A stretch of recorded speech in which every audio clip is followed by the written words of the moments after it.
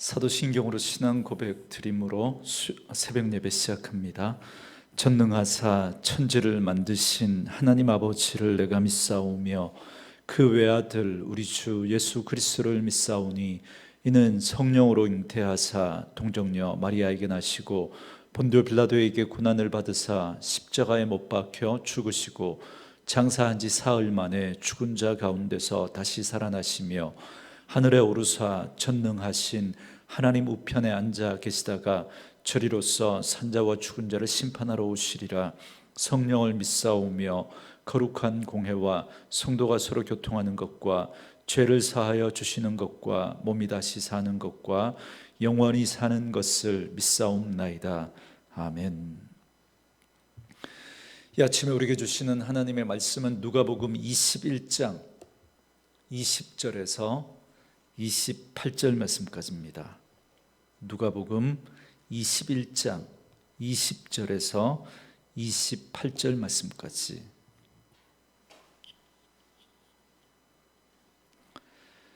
말씀 찾으셨으면 한 목소리로 같이 읽습니다. 너희가 예루살렘이 군대들에게 에워싸이는 것을 보거든 그 멸망이 가까운 줄을 알라. 그때 유대에 있는 자들은 산으로 도망갈 것이며 성내에 있는 자들은 나갈 것이며 촌에 있는 자들은 그리로 들어가지 말지어다. 이 날들은 기록된 모든 것을 이루는 징벌의 날이니라. 그날에는 아이 벤 자들과 젖먹이는 자들에게 화가 있으리니 이는 땅에 큰 환난과 이 백성에게 진노가 있겠음이로다. 그들이 칼날에 죽임을 당하며 모든 이방에 사로잡혀 가겠고 예루살렘은 이방인의 때가 차기까지 이방인들에게 밟히리라. 1월 성신에는 징조가 있겠고 땅에서는 민족들이 바다와 파도의 성난 소리로 인하여 혼란한 중에 곤고하리라. 사람들이 세상에 임할 일을 생각하고 무서워함으로 기절하리니 이는 하늘의 권능들이 흔들리겠음이라. 그때 사람들이 인자가 구름을 타고 능력과 큰 영광으로 오는 것을 보리라. 이런 일이 되기를 시작하거든 일어나 머리를 들라. 너희 속량이 가까웠느니라 하시더라. 아멘. 오늘은 함께 읽으신 누가복음 21장 20절에서 28절 말씀을 중심으로 멸망의 날, 속량의 날이라는 제목으로 함께 은혜를 나누겠습니다. 예루살렘에 입성하신 예수님은 날마다 성전에서 가르치셨는데 그때 그 성전으로 찾아와서 시비를 거는 유대 종교 지도자들과 논쟁을 벌이기도 하셨습니다. 세 가지 논쟁을 기록하고 있는데 권위에 대한 논쟁과 그리고 세금에 대한 논쟁과 부활에 대한 그런 논쟁을 우리 잠깐 생각해 봤습니다. 이렇게 종교 지도자들과의 이 논쟁 후에 어제 우리가 살펴봤던 21장 5절부터 21장 마지막까지의 말씀이 소위 말하는 감난산 광화라고 그럽니다. 그러니까 예수님께서 성전에서 드디어 나오셔서 제자들과 함께 예루살렘 성전 맞은편 감람산에 가셔서 제자들에게 긴 설교의 말씀을 하신 내용입니다. 그게 21장 5절부터 21장 마지막까지의 내용입니다. 이후에 예수님은 그래서 이 감람산에 가셔서 이 제자들과 말씀을 하십니다. 이게 소위 감람산 광화라고 부르는데요. 비록 오늘 본문이 있는 이 누가복음 지금 오늘 본문이 기록되어 있는 이 누가복음 21장 5절부터 전체가 바로 그 내용입니다. 이 내용과 병행되는 구절이 마태복음 24장의 말씀이고 마가복음 13장에도 똑같은 내용이 나오고 있습니다. 예루살렘 멸망에 대한 말씀과 함께 종말에 대한 말씀을 하고 계십니다. 그래서 오늘 말씀은 어제 말씀에 자연스럽게 이어지는 말씀인데요. 20절에 보시면 너희가 예루살렘이 군대에게 에워싸이는 것을 보거든 그 멸망이 가까운 줄 알라 그럽니다. 이 말씀은 서기 70년 로마의 디도 장군에 의해서 예루살렘이 포위됩니다. 그래서 예수님 말씀 그대로 실현이 됩니다. 어제도 말씀을 드렸지만 이것이 최종 심판의 날이 임했다는 걸 말하는 건 아니지만, 그러나 마지막 종말에 있을 여러 가지 사인 중에 하나라는 겁니다. 그러니까 마지막 종말의 때를 알리는 신호탄이다, 그렇게 말할 수도 있겠습니다. 그래서 이 예루살렘의 멸망은 단지 예루살렘 멸망으로 그치는 것이 아니라 세상의 멸망을 상징적으로 보여주고 있는 것이 바로 이 예루살렘 멸망이라고 할 수 있겠습니다. 그러니까 아직 이 세상의 최종적인 종말이 임하지는 않았지만, 그러나 이제 종말의 시대가 열린 겁니다. 그래서 이 시대를 말세라고 그러는 거죠. 그래서 오늘 우리가 살아가고 있는 이 시대가 말세입니다. 그리고 그 말세의 끝에 있다 그래서 말세 지말이다, 그렇게 말합니다. 자, 그렇다면 그때 예루살렘이 군대에 에워싸이는 것을 볼 때 유대인들은 어떻게 해야 합니까? 이 유대인들이 해야 하는 그 모습을 바라보면서 말세를 살아가는 우리들이 어떤 모습으로 살아가야 하는지를 말씀해 주고 있습니다. 21절에 보면 유대에 있는 자들, 그러니까 예루살렘 바깥에 있는 사람들은 산으로 도망가라고 그럽니다. 그리고 성 안에 있는 사람들은 성 밖으로 나가라고 말씀하시고, 성 바깥에 사는 사람들은 성으로 들어가지 말라고 분명히 말씀해 주고 있습니다. 왜냐하면 환란의 중심지인 이 예루살렘에 있으면 그 화가 자신에게 임할 것이기 때문에 그 예루살렘 성으로부터 피하라고 그렇게 분명하게 말씀해 주고 있습니다. 22절 말씀처럼 이날은 기록된 모든 것을 이루는 징벌의 날이다, 그렇게 말씀하고 있습니다. 여러분, 구약 성경에 보면 이스라엘 백성들이 하나님을 거역할 때 이와 같은 징벌이 있을 것을 성경 곳곳에서 말씀해 주고 있습니다. 대표적으로 레위기 26장 31절 말씀에 보면 하나님의 말씀을 청종하지 않고 하나님을 대항했던 그 이스라엘 백성들에게 내가 너희의 성읍을 황폐하게 하고 너희의 성소들을 황량하게 할 것이다, 분명히 말씀해 주셨습니다. 그 외에도 이사야서에 예레미야 선지자를 통해서 다니엘과 호세아와 미가와 스가랴 선지자들을 통해서 곳곳에 하나님은 자기를 대적하고 거역하는 그 백성들을 징벌할 것을 말씀하셨습니다. 그러니까 예루살렘이 멸망당하는 사건은 구약에서 말씀하신 이 예언의 말씀의 성취인 겁니다. 그렇기 때문에 23절과 24절 말씀처럼 그날 그 멸망의 날에 아이벤 자들과 그리고 젖먹이는 자들은 가장 불쌍한 자들이 될 것이다 말씀합니다. 왜냐하면 무서운 진노를 보고 피해야 되는데 빨리 도망칠 수 없는 사람들이니까, 그래서 누구보다 먼저 보호를 받아야 하는 그런 사람들인데 보호받지 못하게 될 거라는 겁니다. 그래서 가장 이 약한 그 사람들이 오히려 무자비하게 죽임을 당하는 그러한 일들이 벌어지게 될 것이다 말씀하고 있기 때문에 그렇습니다. 말씀드린 것처럼 예수님이 이 말씀을 하시고 40년 후에 이 예루살렘이 이런 무서운 환란을 겪게 됩니다. 10만 명이 그때, 여러분, 그 당시 이 예수님이 이 말씀하시고 40년 후에 이 일이 일어나는데 그때 학살당하는 유대인의 숫자가 몇 명이냐면 110만 명이 학살을 당했다고 합니다. 그리고 약 10만 명이 또 포로로 끌려가서 로마 제국 전역에 흩어져서 노예가 되었고, 그리고 그 로마의 악명 높은 그 원형 경기장에서 맹수들에게 던져져서 밥이 되는 그런 일들이 일어나게 됩니다. 그런데 여러분, 그 당시 예루살렘 인구가 5만 명 정도였다고 합니다. 그러니까 그 성 안에 원래 사는 사람이 한 5만 명 정도였습니다. 그런데 어떻게 110만 명이나 되는 사람이 여러분 학살을 당하고 10만 명이 넘는 그런 사람들이 포로가 됩니까? 아무도 이 예수님의 말에 주목하지 않았던 겁니다. 예수님의 그 말에 순종하지 않았던 거예요. 유대에 있는 사람들은 산으로 가고 예루살렘 성 안에 있는 사람들은 성 밖으로 도망하고 성 바깥에 있는 사람들은 성 안으로 들어가지 말라고 예수님 분명히 말씀하셨는데, 그런데 그들은 오히려 그 예루살렘 성이 우리를 지켜줄 것이라고 생각을 하고 그리로 모여들었던 거예요. 그리로. 그러니까 그 성 안에 100만 명이 훨씬 넘는 사람들이 그리로 몰려들었던 거예요. 그러면서 4년 동안 그렇게 그 성에 포위를 당한 채 버텼던 겁니다. 여러분, 그러니 그 5만 명이 사는 그 성에 100만 명이 훨씬 넘는 사람들이 그 성에 들어가 있었으니까, 4년을 버텼으니까 여러분, 얼마나 끔찍한 일들이 그 안에서 벌어졌겠습니까? 그리고 결국 그 예루살렘이 함락될 때 그 110만 명의 사람들이 학살을 당하고 10만 명이 포로로 끌려가서 그 비참한 일을 당하게 되었던 겁니다. 그런데 24절에 보면 예수님은 아주 특별한 말씀을 하셨습니다. 예루살렘이 이방인의 때가 차기까지 이방인들에게 밟힐 것이다, 이렇게 말씀합니다. 이 말씀이 좀 어렵죠.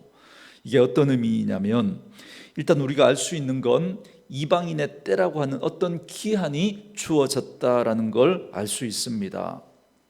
그래서 그 기한이 다 차기까지 예루살렘은 이방인들에게 밟히게 될 거라는 거죠. 그런데 여러분, 이것하고 비슷한 표현이 로마서 11장 25절에 보면 나옵니다. 사도 바울은 자기 동족 유대인의 구원에 관한 그 신비를 알기를 원한다라고 하면서, 이 신비는 이방인의 충만한 수가 들어오기까지 이스라엘의 더러는 우둔하게 될 것이다, 그렇게 말씀하고 있습니다. 여러분, 이 말씀에서도 이방인의 충만한 수가 들어오기까지라고 하면서 어떤 기한에 대해서 그렇게 말씀을 하고 있습니다. 그래서 그때까지는 이스라엘의 더러가 우둔하게 될 것이다, 그렇게 말씀하고 있습니다. 무슨 말이냐면, 유대인이 예수님을 거부하는 바람에 어떤 일이 벌어집니까? 구원이 이방인에게로 넘어갔죠. 그렇게 돼서 이방인에게 복음이 전해지게 되고, 그래서 수많은 이방인들이 예수를 믿게 될 것이라는 말씀입니다. 그래서 이 이방인의 충만한 수가, 그러니까 하나님께서 작정하신 그 이방인의 그 수가 충만하게 차게 되면, 그때 예수님의 말씀에 따르면 이제 유대인들이 속량받는 날이 오게 될 거라는 겁니다. 그러니까 그 예수님을 거부하고 예수님을 메시아로 인정하지 않고 예수님을 받아들이지 않았던 그 유대인들이 회심하는, 돌아오는, 그래서 예수를 영접하게 되는 그런 날이 오게 될 거라는 겁니다. 그렇게 유대인들이 이방인들에게 밟히는 핍박의 그 시간이 차고 나서, 동시에 이방인들이 충만한 수가 차고 나면 유대인들이 속량받는, 그러니까 그 유대인들이 구원받는, 예수님께 돌아오는 그런 일들이 있게 될 것입니다. 그런데 그때, 그러니까 그런 일들과 함께 일어날 일들에 대해서 오늘 본문이 우리에게 말씀해 주고 있는데요, 먼저 25절과 26절에 보시면, 그때에 해가 어두워지고 달이 빛을 내지 않을 거랍니다. 여러분, 우리 요한계시록 강의하면서 비슷한 내용 우리 보셨죠? 요한계시록 6장 12절에 보면 해가 검어지고 달이 피와 같이 붉게 될 것이다 말씀하십니다. 그리고 또 별들은 하늘에서 떨어질 거래요. 여기에 대해서도 계시록에 보면 계시록 8장에 해와 달과 별의 3분의 1이 타격을 받아서 낮 3분의 1이 빛을 잃어버리게 될 걸 요한계시록에서 말씀하지 않습니까? 그러니까 온 세상이 암흑에 휩싸이게 될 것이다, 그렇게 말씀을 하고 있는 겁니다. 그리고 바다와 파도에도 무서운 일이 일어나게 될 것이라고 말씀하고 있는데요, 계시록 말씀에 보면 땅의 수목의 3분의 1이 불에 타고 불붙는 큰 산과 같은 것이 바다에 던져져서 바다의 3분의 1이 피가 되고, 바다 가운데 생명 가진 그 피조물 생명들이 3분의 1이나 또 죽임을 당하게 되는 그런 일들을 여러분 계시록에 기록하고 있지 않습니까? 이 외에도 계시록에 기록된 이날의 징조를 우리가 살펴봤지만 끔찍한 일들이 일어나게 될 것이라고 말씀하고 있습니다. 여러분, 이런 일들이 일어날 때 사람들은 어떤 마음을 갖게 되겠습니까? 예수님이 말씀하신 것처럼 무서워할 것입니다. 기절할 정도로 무서워할 거랍니다. 극심한 두려움과 공포에 휩싸이게 될 겁니다. 그리고 그때 마침내 예수님이 등장하십니다. 27절 말씀에 그때 사람들이 인자가 구름을 타고 능력과 큰 영광으로 오는 것을 보리라 그럽니다.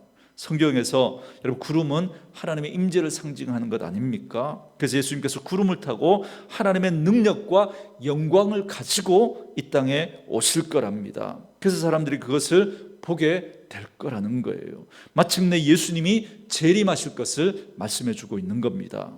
그렇다면 예수님의 재림을 우리는 어떻게 대비해야 될까요? 28절 말씀에 이런 일이 되기를 시작하거든 일어나 머리를 들라 너희 속량이 가까웠느니라 하시더라 그럽니다. 여러분 이런 일, 그러니까 예수님을 거부하던 유대인들이 회심을 하고 예수님을 믿게 되는 일이 일어나고, 그리고 하늘에서 이런 무서운 징조들이 일어나고 땅과 바다가 흔들리는 이런 여러 가지 종말의 징조들이 일어나는 것을 보거든 이제 예수님의 재림의 때가 가까웠다라는 걸 알라는 겁니다. 그래서 그걸 알고 어떻게 하라고요? 일어나 머리를 들라 그럽니다. 이 말이 또 어렵죠. 여기서 머리를 들라는 말은 우리의 시선이 땅이 아니라 하늘을 향하라는 겁니다. 하늘을. 그러니까 앞으로 하늘에서 일어날 그러한 일들에 주목하라는 거예요. 다시 말하면 주의 재림에 우리의 시선을 고정하라는 겁니다. 이것이 바로 말세를 살아가는 우리 신앙인들의, 우리 성도들의 중요한 태도라고 말씀하고 있습니다. 이걸 다른 말로 하면 종말론적인 삶을 살아야 한다 이 말입니다. 여러분 우리가 어제 살펴봤지만 여러분 종말의 때는 미혹의 때입니다. 미혹의 때. 그래서 여러분 이때 많은 거짓 선지자들이 잘못된 종말론을 가지고 사람들을 미혹할 겁니다. 여러분 그것이 지금 우리 주변에 너무나 지금 가까이 와 있잖아요. 여러 가지 음모론들, 여러분 특별히 이 코로나와 같은 이런 상황들 속에서 지금 오늘 예수님이 말씀하신 이런 여러 가지 일들이 여러분 이 지구 곳곳에서 지금 일어나고 있습니다. 그러니까 사람들의 마음이 불안하죠. 두렵죠. 그러니까 이런 음모론들이 기송을 부립니다. 그래서 사람들의 그 불안한 마음, 그 두려운 마음을 자극해서 사람들을 미혹하는 거예요. 여러분 여기에 우리가 미혹되어지면 안 됩니다. 그러나 이러한 것에 미혹되어서는 우린 절대 안 됩니다. 우리가 종말론적인 삶을 살아가야 하지만 이런 잘못된 종말론, 음모론에 우리가 미혹이 되면 안 됩니다. 여러분 잘못된 종말론과 여러분 바른 종말론의 차이가 뭔지 아십니까? 그건 두려움이 있습니다. 두려움을 주느냐 소망을 주느냐 이 차이입니다. 하나님이 우리에게 주시는 것은 두려워하는 마음이 아닙니다. 하나님이 이사야 선지자를 통해서 이렇게 말씀하셨잖아요. 너희를 향한 나의 생각은 내가 아나니 재앙이 아니라 평안이요 너희 장래에 소망을 주려 하시는 것이다. 그래 소망을 주려는 생각이다. 그렇게 말씀하시잖아요. 분명히 하나님 우리에게 이렇게 말씀하고 있는데도, 그런데도 잘못된 종말론은 우리에게 두려움을 줍니다. 두려움을. 그래서 그것으로 우리를 올가매고 조종하려고 하는 거예요. 여러분 미혹되시면 안 됩니다. 분별하셔야 됩니다. 종말의 때는 미혹의 때이기 때문에 여러분 분별하셔야 돼요. 늘 말씀드리죠. 종말 여호와의 날은 이중적인 성격을 가지고 있다고. 악인들에게 이 날은 어떤 날이라고요? 심판의 날이죠. 그들에게는 두려움의 날이 될 수밖에 없습니다. 그러나 여러분 의인들에게는 이 날은 어떤 날입니까? 구원의 날이에요. 승리의 날이고 기쁨의 날이고 우리의 그 억울함을 풀어주는 신원의 날인 거예요. 그러니 여러분 이 여호와의 날, 이 종말은 우리에게 여러분 결코 두려움의 날이 아닙니다. 그래서 요한계시록 강의하면서 늘 말씀드렸죠. 이 요한계시록 우리에게 두려움을 주려는 게 아니라 고난받는 성도들에게 하늘 소망을 주고 우리에게 그 소망을 주려고 하시는 말씀이라고. 여러분 분별하셔야 됩니다. 결코 이 날은 여러분 예수 믿는 우리 그리스도인들에게는 두려움의 날이 아닌 거예요. 소망의 날인 거예요. 기쁨의 날이고 승리의 날인 줄 믿습니다. 사랑하는 성도 여러분, 지금 코로나를 비롯해서 전 세계적으로 일어나는 여러 가지 일들을 겪으면서 정말 주의 재림의 때가 코앞에 왔다라는 걸 여러분 느끼게 됩니다. 여러분 지금 일본을 비롯해서 불의 콜이라고 하는 그 지역을 중심으로 여러 가지 지금 지진들과 화산 활동들이 지금 막 심각하게 일어나고 있습니다. 지금 대지진의 전조 증상이 지금 막 일어나고 있는 거예요. 지난 10년 전에 있었던 동일본 대지진보다 훨씬 더 심각한 전조 증상들이 지금 일어나고 있습니다. 여러분 상상도 하지 못했던 여러분 기상 이변들이 곳곳에서 여러분 일어나고 있지 않습니까? 지금도 호주에서 엄청난 폭우로 수많은 동물들과 인명의 피해가 일어나고 있다는 그런 소식들을 우리가 듣고 있습니다. 여러분, 이 모든 것들이 사인입니다. 사인. 집에 금이 가고 비가 새고 벽이 무너지고 있는데 그 집에 예쁜 가구를 사다 드리고 그 집에 좋은 가전제품을 사다 드리고 인테리어를 새로 하고, 여러분, 그렇게 할 사람이 있습니까? 아무도 없는 거죠. 아무도. 이 집은 사람이 살 집이 아니구나, 그렇게 생각하고 다른 집을 구해야 하지 않겠습니까? 그러니 우리는 이러한 일들을 바라보면서 머리를 들어야 하는 겁니다. 머리를. 예루살렘을 떠나라고 말씀하시는데 그 예루살렘이, 그 높은 산에 난공불락으로 있는 그 예루살렘이 우리를 지켜줄 거라고 그 예루살렘으로 모여들었던 사람이, 예수님 말씀 무시하고 그렇게 했던 사람들이 결국 비참한 일을 당하고 말았던 겁니다. 오늘도 이 땅에 소망을 두지 말라고 우리의 머리를 들어 하늘을 바라보라고 하늘 소망을 붙들라고 말씀하시는데, 여전히 우리가 이런 하나님께서 보여주시는 이런 사인들을 보면서도 우리가 이 땅에 소망을 두고 이 땅만 바라보고 살아간다면 여러분, 끔찍한 일들을 당하게 될 겁니다. 낭패를 당하게 될 겁니다.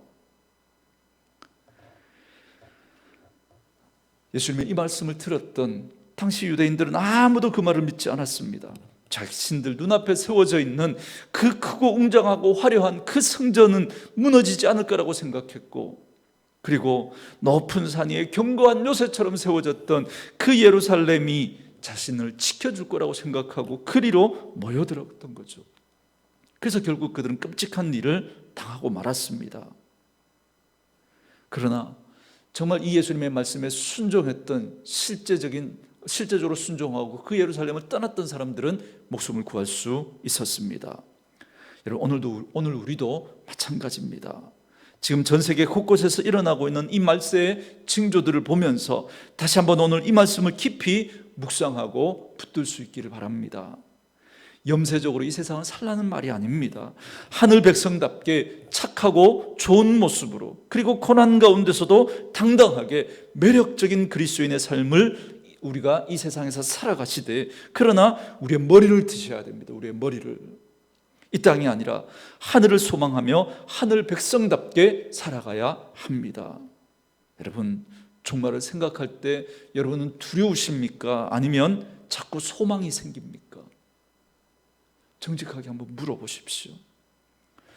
우리가 이 땅을 살아가면서도 여러분, 우리가 이 육신의 한계를 가지고 있기 때문에 죄의 속성으로부터 우리가 자유로울 수가 없습니다. 그래서 우리 안에 여전히 죄의 성품이 남아서 그렇게 하고 싶지 않은데, 그렇게 살고 싶지 않은데 자꾸 넘어지고 끌려다니는 우리의 모습들이 있지 않습니까?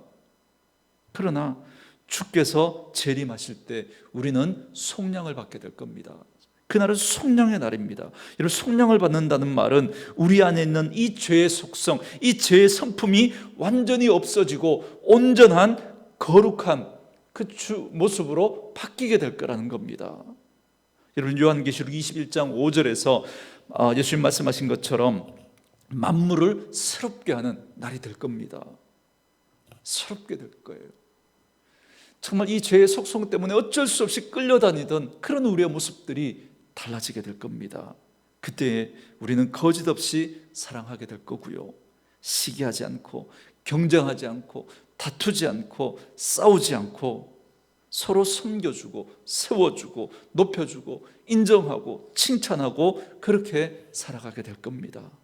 사랑하는 성도 여러분, 지금 좀 힘든 것 있겠지만 우리가 고개를 들고 그날을 바라보며 주의 재림을 사모하며 이 말세의 시간을 하늘 백성답게 살아가십시다. 말씀으로 이 하루를 시작하는 저와 여러분에게 이 소망이 더 분명해지고 선명해지는 은혜가 있기를 주의 이름으로 축원합니다. 우리 주신 말씀을 생각하면서 이 찬양 함께 부르면서 기도하는 시간 갖겠습니다.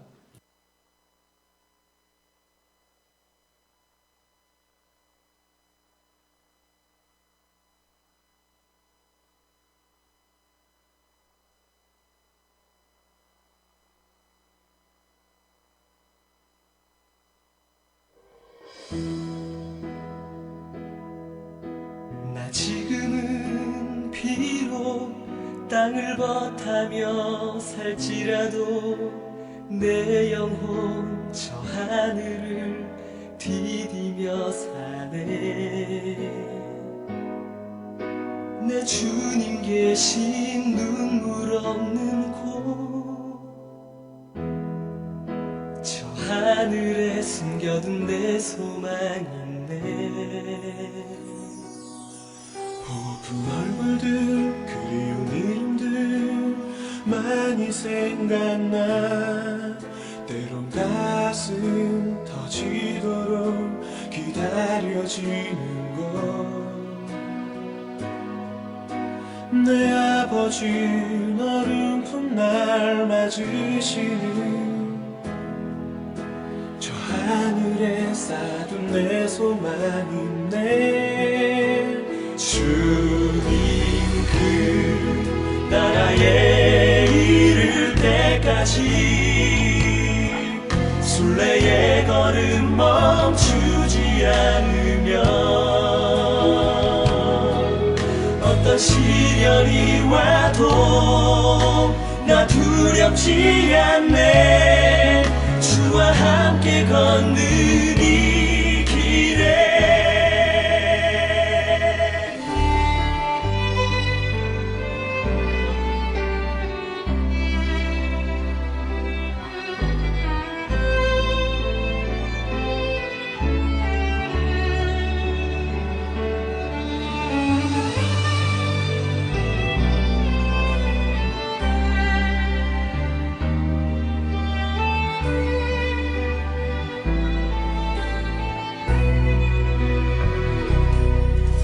나 지금은 비록 땅을 버타며 살지라도 내 영혼 저 하늘을 디디며 사네. 내 주님 계신 눈물 없는 곳, 저 하늘에 숨겨둔 내 소망 있네. 보고픈 얼굴들, 이름들 나 많이 생각나. 가슴 터지도록 기다려지는 곳. 내 아버지 너른 품 날 맞으시는 저 하늘에 쌓은 내 소망 있네. 주님 그 나라에